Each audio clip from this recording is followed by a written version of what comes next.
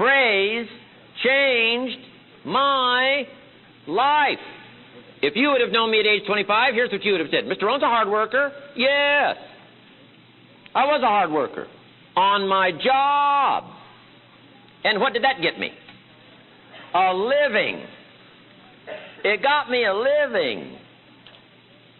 Shelf said, now, Mr. Rohn, the next years of your life, what I will teach you is how to go to work, not just on your job. I'll teach you how to go to work on yourself and make yourself much more valuable to the marketplace. And he said, you won't believe the change in income. You won't believe the change in promotion. You won't believe the change in fortune. He said, you can have all you want because you can work on yourself as much as you want. He said, here's the secret. Work harder on yourself than you do on your job. If you work hard on your job, you'll make a living. If you work hard on yourself, you can make a fortune. I invite you on such a journey.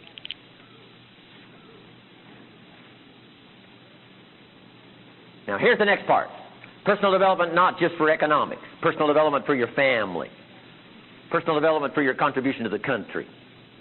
The best contribution you can make to someone else is your own personal development. Become better than you are and stronger than you are and wiser than you are and more skilled than you are and more disciplined than you are. Think of what a treasure that will be for your wife and for your husband and for your children and for your family. Personal development is the best contribution you can make.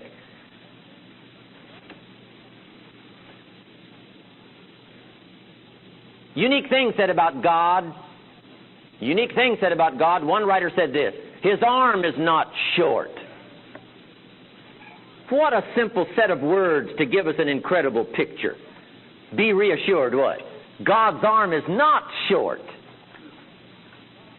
You cannot think of anything more pitiful than a God with a short arm. So short, couldn't what? Reach all the way. So short what? Couldn't reach everybody. This writer said, no, no, no. You do not have to worry about that. God's arm is not short. Not only can He reach all the way, He can reach everybody. What an incredible thing to be able to say about God.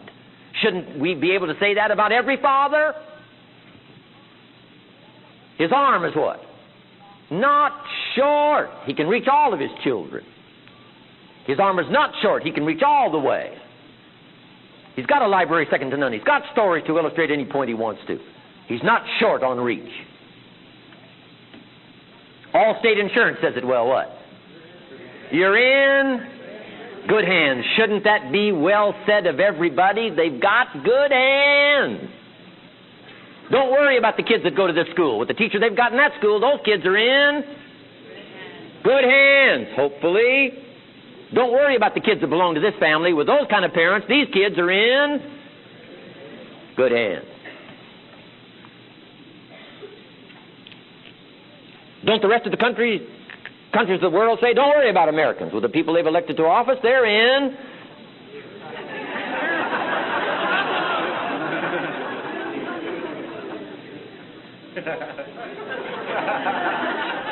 Here's what I'm asking you to do. Strive to develop the best hands you can develop. Hands that can touch, hands that can comfort, hands that can weave lifestyle second to none. Develop a long reach and a long arm. Guess what all this is called? Personal development. Personal growth. Becoming better than you are. And now here's the ultimate. We talk more about this on the weekend, but here is the ultimate. Don't settle for less than you can be. If you can be richer than you are, don't settle for less. If you can be stronger than you are, don't settle for less. If you can be more well-read than you are, don't settle for less. If you can develop more skills than you've got, don't settle for less. Strive. Strive. One ancient script says, strive for perfection. It doesn't mean you may ever reach it, but the striving is what's important. Why? To be better this year than you were last year. To be better with the vocabulary this year than last year, words of language that have power this year versus empty words last year. I'm asking you to become better than you are step by step, day by day, year by year, book by book, treasure by treasure. Personal development. Now, one more subject here, setting goals, and then we're going to take a stretch. Isn't this good stuff? I'm telling you, this kind of talking changed my life at age 25. I've never been the same. Since I got this put in such simple form, a farm boy from Idaho could understand it without pyramids and crystals.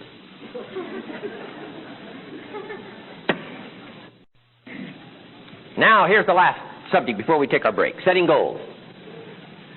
Setting goals is a very simple practice. Mr. Shoaff taught me when I was 25. Revolutionized my life, learning how to set goals. Here's how simple goal setting is. Now, forget all the silly stuff on goals. You don't need to visualize. You don't need to anchor. You don't need to focus. That's all too silly. Kids can't learn that. The stuff I want, make it so simple, kids can learn it. Anybody can understand it. The teenagers can get it. I figure I've got it made. Here's how easy it is to set goals. Number one, decide what you want. Take a little time and a little thought. Decide what you want. Where do you want to go? What do you want to do? What do you want to be? What do you want to see? What do you want to have? What kind of health do you want in the next 5 years? The people you want to meet. Where do you want to go? What kind of experiences would you like to have? What kind of promotions do you want? What kind of income do you want? Just take a little thought sometime. Make a little list. What do you want? Sit down with your wife. What do we want? Sit down with the family. What do we all want? What do we each want? What do we all want? Sit down with your business colleagues. Say, where are we going? What do we want? A little exercise here. Decide what you want. Here's the next key. Write it down. Just make a list. Here's the health goals I want. Here's what I want to give away. Here's the projects I want to support. Here's the things I want to own. Here's the properties. Here's the income. Here's the promotions. Here's my benevolence. Here's all the stuff. This is it. Number one, decide what you want. Number two, write it down. Here's number three. Keep the old lists. Because you're going to constantly make new lists and keep the old lists. Here's why. To see how you've grown. One of the best ways to see your own personal development and your own personal growth is to keep the old list of goals while you're making new lists. I look back now on goals I set 10 years ago, I smile. Here's what I thought was so important 10 years ago. I'm telling you, it isn't even in first place anymore. It's way down the list. Here's what's important to me now. My priorities have changed. Why? I've become better educated in the last 10 years than I was 10 years ago, and my goal lists prove it. So, number three is keep the old list. I go back 20 years ago, list of goals, say, my gosh, here's what I thought would really do it for me. And I smile. Wow. I was in the first grade back here, guys. So if you got that number three, keep the old list. Now here's number four. When you get something on your list, check it off.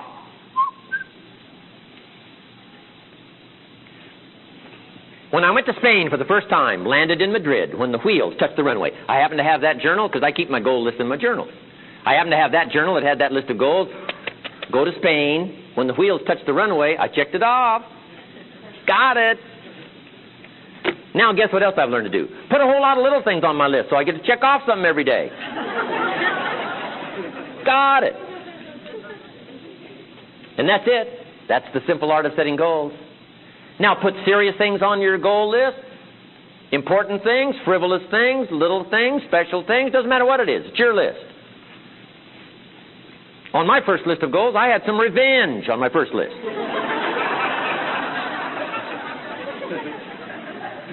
Some of the people who said I couldn't do it, they went on my list.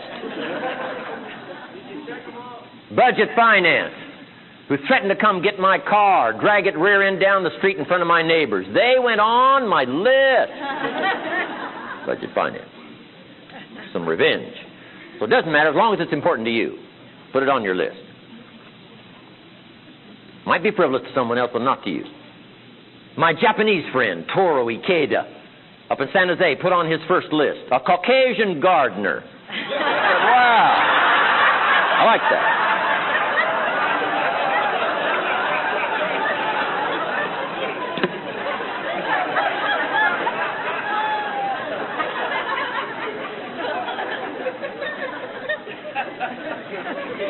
That's how simple it is. Now, interestingly enough, here's a little simple story. Shelf said, now, Mr. Earl, now that I'm teaching you how to set goals, he said, just as a favor to me, he said, here's a pretty good goal I think you ought to put on your first list. He said, why don't you put on your list to become a millionaire? He said, hey, it's got a nice ring to it. Enough zeros to impress any accountant. A millionaire. He said, I'm here to help you. And he said, here's why I think you ought to put on your list goal to become a millionaire. He said, here's why. And I thought, well, he doesn't need to teach me why. I thought, wouldn't it be nice to have $1 million? He said, no, then you'll miss it. He said, here's why. For what it will make of you to achieve it. And I'll give you time to jot that down because it's one of the best I've got for the whole day.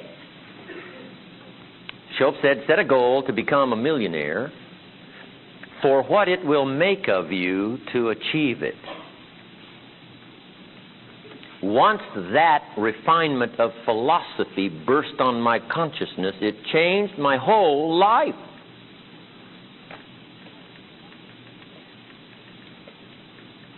Then Shope said, once you've become a millionaire now, what's important is not the money. You could give that away. Now, I had a lot more to learn there, too. He said, no, you could just give it away. Now, I did better than that. I lost it all. By the time I was 31, I was a millionaire. By the time I'm 33, I'm broke. I go into more details now in the next seminar on financial independence. Some foolish things I did, I'm telling you. Farm boy from Idaho, I went crazy with that first money. I used to say, how many colors does it come in? I'll buy them all. Foolish. And some bad business judgments. I'll tell you more about that on financial independence. But I lost it all. But guess what? Shope was right. Here's what he said. Why? If you become a millionaire, you could give away the money because he said, here's what's important. What's important is not the money. He said, what's important is the person you have become. To be worth $1 million. The skills you've learned. What you now know about the marketplace and people. What you know now about decision making. What you know now about economics, personality. What you know now about the move of the marketplace and the economy. What you know. What you know now, Mr. Rohn, is what's so valuable. The person you've become, that's what's valuable. What's valuable in life is not what you get. What's valuable in life is what you become. The major question to ask on the job is not, what am I getting here? The major question to ask on the job is, what am I becoming here? Because the value to yourself and to your family is not what you possess. The value is what you become. But now here's the key on setting goals and personal development. Here it is. For your notes, set the kind of goals that will make something of you to achieve them. Set the kind of goals that will make something of you to achieve them. Set the kind of goals that will make you reach, make you stretch, make you read, make you change, make you grow. In leadership training we teach, don't join an easy crowd, you won't grow. Go where the expectations are high. Go where the pressure's on. Go where the push is on. Make you scramble, make you change, get up early, stay up late, pour it on, read the books, challenge yourself, learn the skills. So set the kind of goals that will make something of you. Now this also comes in two parts. Here's the first one. Don't set them too low. Not too low. So you don't have to read, don't have to change, don't have to stretch.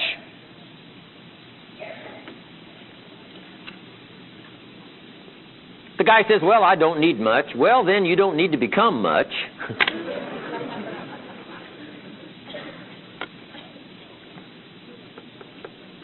Now here's the second part. Don't sell out for something you think you want. Don't sell out your virtue and your value. That would be a mistake. One ancient script says, what if you went for the whole world and lost your soul? Would that be a valuable trade? And the answer is no. It's called disaster of the worst kind. Sell out your soul, even if you got the whole world. What a disastrous trade that would be. Don't sell out. There's an ancient story that says Judas got the money. 30 pieces of silver in those days was a sizable fortune. Somebody says, well, that's a success story, sizable fortune. No, you don't understand. His name was Judas. It was not a success story. The money was, yes. The traitor Judas got the money. Doesn't that change the story? Of course. Interestingly enough, after Judas has his fortune in his hot little hand, he's unhappy. Somebody says, well, how could you be unhappy if you had a fortune? Well, he wasn't unhappy with the money. He was unhappy with himself. One of the best treasures to take home from my words today. The greatest source of unhappiness is self-unhappiness. It's not unhappiness that comes from the outside. It's unhappiness that comes from the inside. That's the greatest source of unhappiness. And here's where it starts like an infection so innocently. Doing a little less than you could and not feeling quite that good about yourself. That's where it starts like an infection. And unless you pick up some disciplines to change that, I'm telling you, it could lead to the ultimate traitor, sell out, virtue, value. Judas said, I'm so unhappy, what'll I do? He said, oh, just take the money back. Took it back, and they said, heck with you, Judas. We don't want this money. We got what we wanted. You got what you wanted. And they threw him out. He said, what'll I do now? He said, oh, clever. Should have thought of this first. I'll just throw the money away. The story said he proceeded to throw his fortune away. Why would a man throw his fortune away? Because he was so unhappy with himself. Money doesn't mean anything if you've sold out, compromised your virtue and your principles and your values. Now Judas still can't erase what he's become, even though his fortune is gone. And the story said finally in desperation he went out and hung his worthless self. If he could speak back to us in any kind of clear language, here's what he might say. Beware. Two great words of antiquity. Here's the first one. Behold. That's the positive word. Behold. Can't you see? Behold. Take a look. Behold. That's the positive word. But here's the negative word of antiquity. What? Beware, beware, and here's one of the most important bewares of your lifetime. Beware of what you become in pursuit of what you want. Beware that you don't become too little by setting too small goals. And beware that you don't sell out your virtue and your value for something you think is valuable. Setting goals.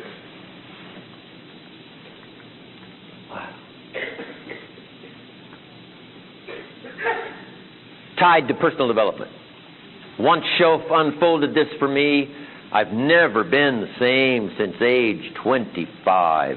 And if you'll go to work on this as seriously as I did, I'm telling you, you'll soon get hooked on the feeling, one, of personal development, feeling of pride, feeling of self-worth, long before the results start returning from these early disciplines. I'm telling you, once you walk this road, you'll never walk another road. You'll never be influenced by anyone else's philosophy. You'll never be influenced. You'll pick up ideas and information, you'll pick up advice, but you'll learn to give yourself orders, develop your own philosophy that'll guide your life through all of the storms and all of the winds, you and your family, safely, you and your enterprise, safely, no matter who's elected, no matter what goes on. I want this seminar to be that valuable for you to develop this kind of strength. Okay, the last part of the seminar, if you're ready, say, I'm ready. I'm ready. All right. I got two major subjects to cover here to finish up with. Here's the first one. It's negative. Here's the second one. It's positive. Two subjects to finish up with. The first one's negative and the second one is positive. A good way to wrap up a seminar like this today. Some negative and some positive. Let me first now give you some tips on negative that really helped me. So valuable for me. I think you'll appreciate these. Here's number one. Negative is normal. Boy, that was helpful for me. No, it wasn't weird to be negative. Negative is normal. Normal meaning it's a part of the human experience. And it's a part of all of our experience. All of us have this same experience, the negative side of life. So negative is normal. Now, negative is not successful. Right. But it is normal, meaning it's a part of the life experience. Here's number two. Negative is not to be ignored.